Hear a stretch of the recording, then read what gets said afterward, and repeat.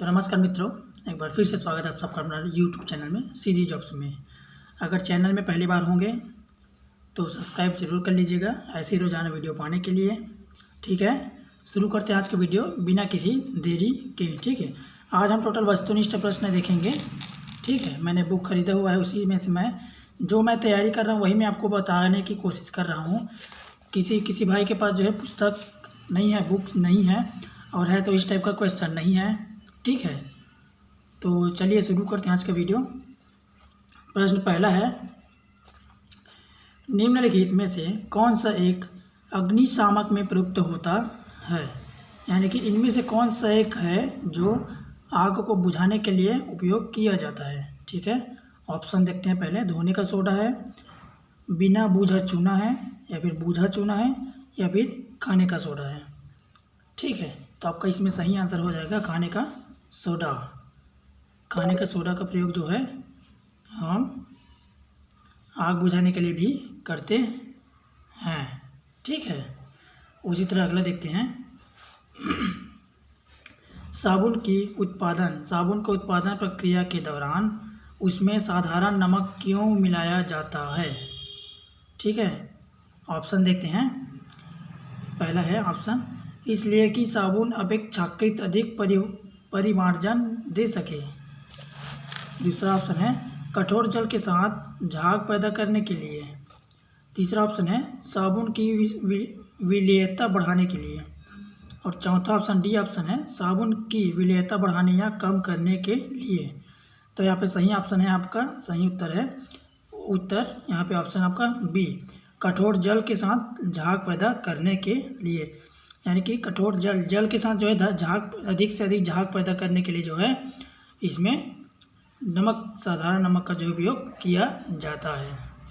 ठीक है, इसी तरह तीसरा नंबर देखते हैं। Third number, LPG gas cylinder में गैस के रिसाव का पता लगाने में सहायता के लिए निम्नलिखित गंध वाले पदार्थों में से कौन सा एक डाला जाता है? फिर से देखिए, एलपीजी गैस सिलेंडर में गैस के रिसाव का पता लगाने में सहायता के लिए निम्नलिखित गंध वाले पदार्थों में से कौन सा एक डाला जाता है? तो आपका ऑप्शन देखते हैं। बेंजीन गैस है, फिनाल है, एथिल मरकैप्टन है, या एथिल एल्कोहल है। तो यहाँ पे आपका सही उत्तर हो जाएगा एथिल एल्कोहल। ठीक है, इसमें गैस में अगर लीकेज है तो इसको पता लगाने के लिए गंध के लिए, जिसमें मतलब चाहते हैं गंध आएगा तभी तो पता चलेगा ना कि किधर से गैस जो है निकल रहा है, लीकेज हो रहा है ना। तो गंध ही लाने के लिए जो है एथिल एल्कोहल का उपयोग किया जाता है एलपीजी गैस सिलेंडर में। ठीक है, इसी तरह अगला देखते हैं। चौथा नंबर, कोई एक बंद कमरे में नहीं सो सकता है जहाँ चारकोल जल रहा हो, क्योंकि ऑप्शन देखते हैं। चारकोल कार्बन मोनोऑक्साइड उत्पादन करता है जो हवा में ऑक्सीजन की मात्रा घटाता है, या फिर ऑप्शन बी है इनमें से कोई नहीं। ऑप्शन सी है चारकोल कमरे में तापमान बढ़ाता है, और ऑप्शन डी है चारकोल कार्बन डाइऑक्साइड उत्पन्न करता है जो स्वास्थ्य के लिए हानिकारक है। तो सही आंसर आपका हो जाएगा डी नंबर। ठीक है, फिर से देखते हैं दोनों को प्लस करके। कोई एक बंद कमरे में नहीं सो सकता है जहां चारकोल जल रहा हो, क्योंकि चारकोल कार्बन डाइऑक्साइड उत्पन्न करता है जो स्वास्थ्य के लिए हानिकारक है। ठीक है, डी नंबर। इसी तरह अगला देखते हैं। पेट्रोलियम एक मिश्रण है लवणों का, पॉलीमरों का, हाइड्रोकार्बनों का, तत्वों का। पेट्रोलियम एक मिश्रण है हाइड्रोकार्बनों का। ठीक है, सही आंसर है हाइड्रोकार्बन। पेट्रोलियम जो है हाइड्रोकार्बन का मिश्रण है। ठीक है, अगला देखते हैं। मिट्टी की उर्वरकता घटाई जाती है फसल चक्र द्वारा, गहन खेती द्वारा, या फिर यहाँ पे दिया है ऑर्गेनिक पदार्थ क्षय करके, नाइट्रोजन द्वारा, बैक्टीरिया के स्थिरीकरण द्वारा। सही आंसर हो जाएगा आपका ऑर्गेनिक पदार्थ तथ्य करके। यानी कि जो आजकल के जो केमिकल से युक्त पदार्थ है उनका यूज़ करते हैं, तब क्या है, मिट्टी की उर्वरक क्षमता जो है जल्दी समाप्त हो जाती है। ठीक है, इसी तरह अगला देखते हैं। निम्नलिखित में से एक गैस में कार्बन मोनोऑक्साइड की सर्वाधिक प्रतिशत होती है। निम्नलिखित में से एक गैस में कार्बन मोनोऑक्साइड की सर्वाधिक प्रतिशतता होती है। यहाँ पे सही आंसर आपका कोयला गैस में। ठीक है, अभी ऑप्शन नहीं पढ़ेंगे, हम थोड़ा जल्दी करेंगे। ठीक है, सिलिकॉन कार्बाइड उपयोग किया जाता है। सिलिकॉन कार्बाइड उपयोग किया जाता है बहुमूल्य कठोर वस्तु को काटने में। ठीक है, बहुमूल्य कठोर वस्तुओं को काटने में। मैं सीधा सीधा आंसर बताता जाऊंगा, आप अगर चाहो तो नोट कर सकते हो इसको। ठीक है, इसी तरह अगला है, निम्नलिखित में से कौन सा एक उपधातु है। उपधातु, तो यहाँ पे आपका सही आंसर आएगा प्लेटिनम। प्लेटिनम जो है उपधातु है। ठीक है, निम्नलिखित में से कौन धातु नहीं है। आयरन, ये तो लोहा है, धातु है। कॉपर, ये भी धातु है। मरकरी, ये भी धातु है। सल्फर, ये अपना जो है धातु नहीं है, नहीं है। ठीक है, इसी तरह अगला देखते हैं। दही खट्टा होता है क्योंकि उसमें मौजूद होता है लैक्टिस अम्ल। सही आंसर है लैक्टिस अम्ल। लैक्टिस अम्ल जो है दही में उपयोग मतलब मौजूद होता है, इसलिए जो है दही जो है खट्टा हो जाता है। अगला देखते हैं। अश्रु गैस है bleaching powder, nitrous oxide, carbonyl chloride या फिर क्लोरोफिक्रिम। तो आपका सही आंसर है क्लोरोफिक्रिम। ठीक है, सही आंसर यही है। अश्रु गैस जो है क्लोरोफिक्रिम है।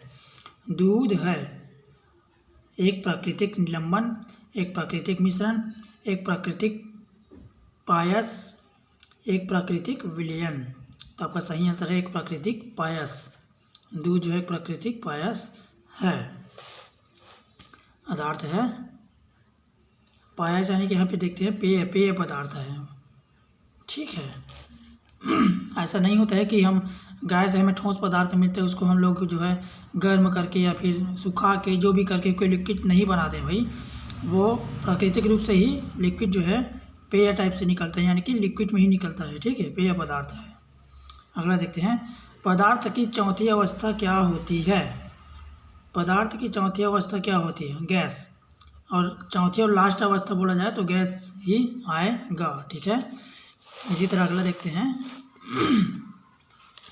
सफ़ेद सीमेंट में सफ़ेद होने का कारण क्या है। इसमें कैल्शियम नहीं होता है। सही आंसर यही है, उसमें कैल्शियम नहीं होता है, इसलिए जो है वो सफ़ेद होता है।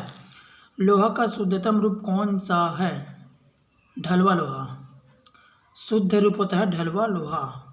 ठीक है, दूध की शुद्धता की जांच किस यंत्र से की जाती है। दूध की शुद्धता की जांच किस यंत्र से किया जाता है। लैक्टोमीटर। ठीक है, दूध का शुद्धता जो है लैक्टोमीटर से नापते हैं। खाने का सोडा, बेकिंग सोडा का रासायनिक नाम क्या है। Calcium carbonate. ठीक है, कैल्शियम कार्बोनेट बोला जाए तो समझ जाइएगा, आप लोग जो पकोड़ा खाते हैं उसमें जो है सोडा डाला जाता है जिससे कि पकोड़ा बड़ा बड़ा दिखाई देता है। ठीक है, शॉर्टकट बता रहा हूँ, खाने का सोडा है बेकिंग सोडा जिसको बोलते हैं। ठीक है, कैल्शियम कार्बोनेट। अगला देखते हैं। जल प्रदूषण का कारण है कृषि से निकलने वाले पदार्थ। सही है। औद्योगिक अपशिष्ट, ये भी सही है। वाहित मल एवं अन्य अपशिष्ट पदार्थ, ये भी सही है, यानी कि इनमें से सभी है जो कि जल को प्रदूषित करता है। ठीक है, आगे देखते हैं। निम्नलिखित नेत्र विकारों पर विचार करें। मोतियाबिंद नेत्र से संबंधित है। वर्णांधता है, ये भी है। रतौंधी, ये भी है। उपर्युक्त विचारों में से कौन कौन से अनुवांशिकी प्रकृति का है। तो आप आपका सही आंसर देखते हैं ए नंबर 2 और 3, यानी कि वर्धांतता और रतौंधी। ठीक है, सही आंसर है वर्धांतता रतौंधी। आगे देखते हैं। HIV वैक्सीन के मानवों पर परीक्षण हाल ही में नेशनल एड्स रिसर्च इंस्टीट्यूट में किए गए थे। निम्नलिखित में से किस देश द्वारा इस वैक्सीनों का विकास किया गया? तो यह है भारत। और देखिए यहाँ पे HIV लिखा है, ठीक है। इसका फुल नेम भी आ सकता है, ठीक है। HIV का पूरा नाम क्या है करके तो आप लोग लिख सकते हैं human immuno deficiency syndrome virus, ठीक है।